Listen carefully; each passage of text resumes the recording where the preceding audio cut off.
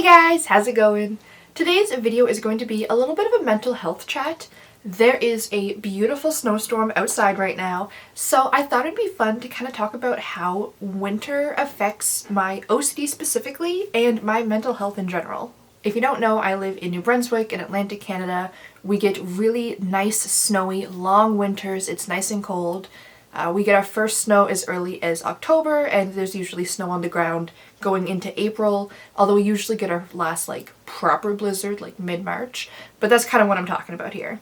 I know a lot of people struggle in winter, from full-on seasonal affective disorder to something like general winter blues, but honestly for me, winter is so great for my mental health and is specifically the best time of year for my OCD. There is one exception that we can just get out of the way now. I don't like Christmas time. I find it so exhausting and overwhelming and just awful. I know for some people it's a really joyous and positive time of year, but for me, my mental health just plummets for 2 weeks. I've mentioned before that when I get really stressed and overwhelmed, I kind of go hermit mode. I don't want to talk to people, I don't want to leave my house, I don't want to interact with humans or society or anything. I just need to shut myself in and use that time to recharge and put myself back together. That's what I need. The Christmas season is just so busy and hectic and crowded and loud that I'm just constantly running on empty. But instead of being a hermit like I need to, there's all this pressure and expectation to see all these people and do all these things, and it's just a lot. It's like driving on flat tires for 2 weeks, and it is hands down the worst time of year for me. But the other 6 months of winter is the best, so let's talk about that instead. First of all, I'm lucky enough that I'm not affected by any sort of seasonal depression.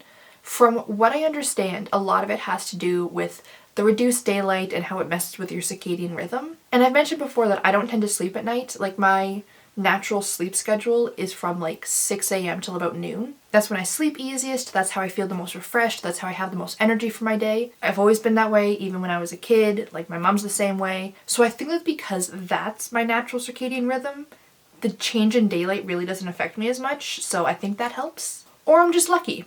But either way, not having to deal with that is definitely something that works in my favor. A lot of the OCD related reasons why winter is so much better for me is because of so many of my specific rituals and compulsions. A big theme in my OCD is people being in my house. I have a lot of paranoia about people breaking into my house, people coming to my door and refusing to leave, people being hidden around my house somewheres.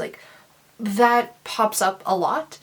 And a lot of that kind of resolves itself in wintertime.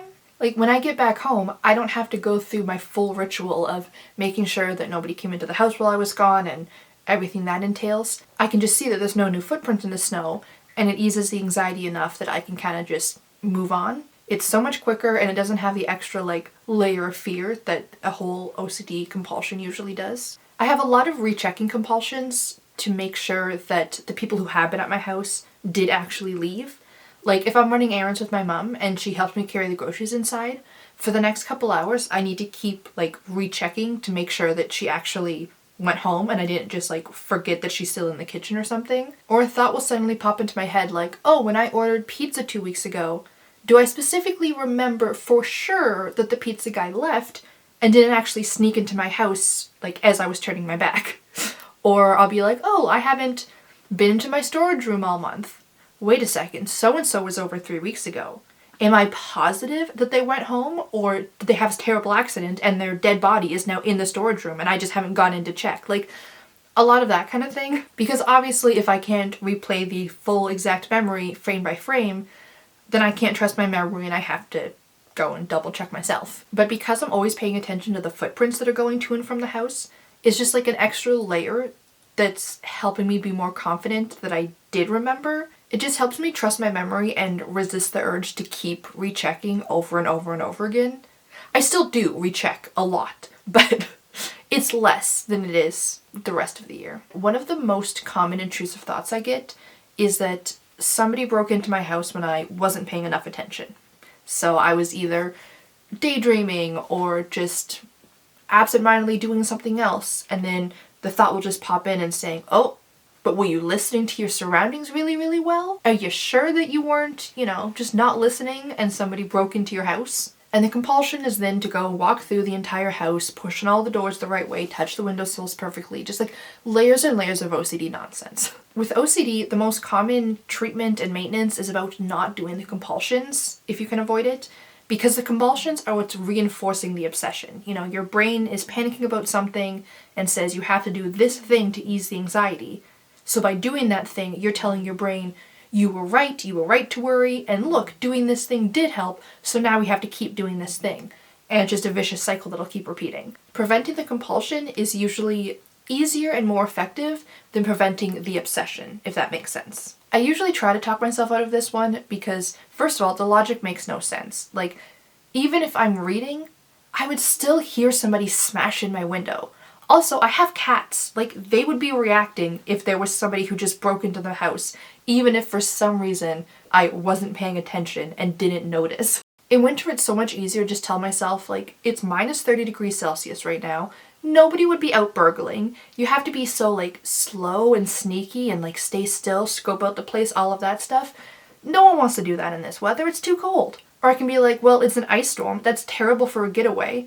Obviously, no good burglar would be out in this weather. Like, that's just dumb. And when it's really bad and I can't resist it, I can kind of just compromise with myself and just check the perimeter of my house through the windows and make sure there's no footprints. Avoiding the compulsion, doing something else to relieve that anxiety, it's a little bit better. And don't get me wrong, some of the elements of my OCD are worse in winter. One of them, which is going to sound stupid, is seasonal variants of colored candy are awful. For colored candy like M&Ms or Skittles or something like that, I have a lot of rules for how to eat them safely, etc. There are these mint M&Ms that come out in winter that I absolutely love, but because they're like a winter exclusive, they're green, red, and white, Christmas colors, I guess, and none of those are safe colors to eat first or last, so it's a little bit of an OCD nightmare. Or like my parents get me a lot of candy for my stocking, and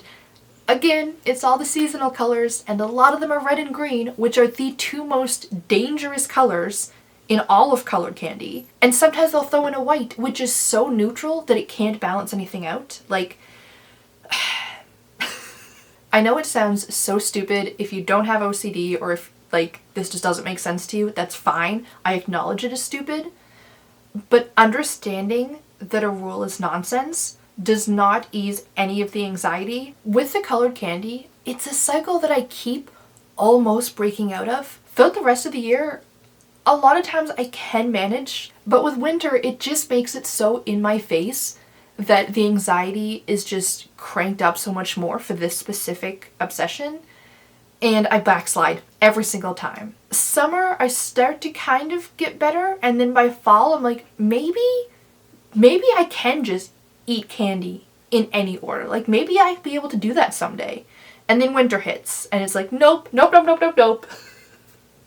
Let me just add 10 more rules to try to make up for the fact that the colors are all wrong and everything has changed. Like, having so many of my OCD intrusions be basically void during winter just makes it so much easier. I feel so much lighter. I feel so much less anxious overall. And then because of that, it just makes it so much easier to deal with the rest of my OCD. Honestly, I probably spend half as much time on my OCD in winter than I do throughout the rest of the year. Which really means my OCD is twice as good in winter as it is the rest of the year. And with all of my mental health, the nature of winter just helps so much. Like I mentioned, quiet and solitude is just so ideal for my mental health. Not only because snow muffles sound and just makes it like a little bit quieter, a little bit more peaceful, but in a blizzard or heavy enough snow, you can't even see across the road. So I'm just in my house, which is my safest and comfiest place, and I can just look outside and the whole world has disappeared.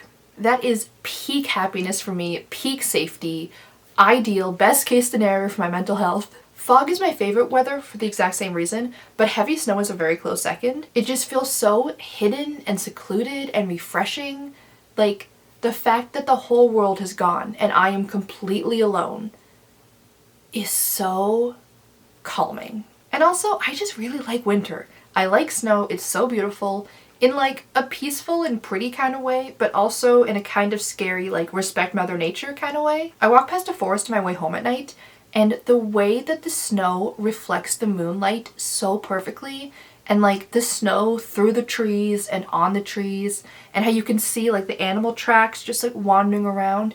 It's just such great vibes. And I like cold weather. I love hoodies and sweaters and fuzzy socks and heavy blankets. Like, that's very comfortable. And there are less expectations in winter. It's okay if I don't want to leave the house. But really, I just think that winter is such a great time of year that I'm just in a better mood overall, which obviously feeds into the mental health thing too. And another factor is that I get a lot more exercise in winter, and obviously exercise has so many mental health benefits. Our summers have been getting so hot that I never want to work out, I never want to do anything. I'm just overheating and like sweating to death immediately. The last few years we've been getting into like high 20s, hitting 30 pretty consistently, and it is rough. And don't laugh at me if you live somewhere that gets like really hot and that doesn't sound like a lot to you. It's like how some places will shut down for like a centimeter of snow and it seems really silly at first until you realize, oh, well, I guess they don't have winter tires or road salt or plumbing that's protected from freezing. Like, some people aren't equipped for winters. I am not equipped for summers. I don't acclimate well to hot temperatures. Our houses are designed to hold in heat. Air conditioning isn't common here. It's so muggy and humid and just uncomfortable. So in summer, my mental health usually dips because all I'm doing is sitting in my basement trying not to move.